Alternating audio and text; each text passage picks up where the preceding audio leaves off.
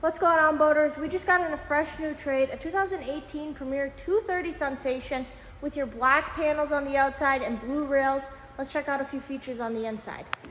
First, in the front, you have your two chairs with your table, so you can keep your snacks out all day long. You have your small couch up here in the front, easy storage to get at too. So you can put those life jackets, towels in there, so they're out of the way. You have your sink, your paper towel holder, but it also turns into a cup holder.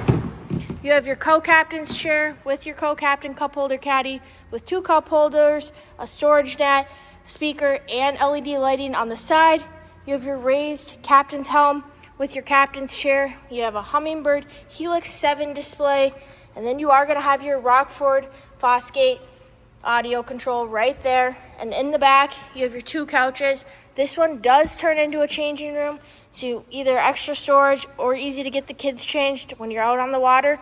And it is powered by a Yamaha 150. You're going to want to come check out this boat at MarineMax in Nisswa or visit it on our website at marinemax.com. Let's get you out on the pontoon yet this summer.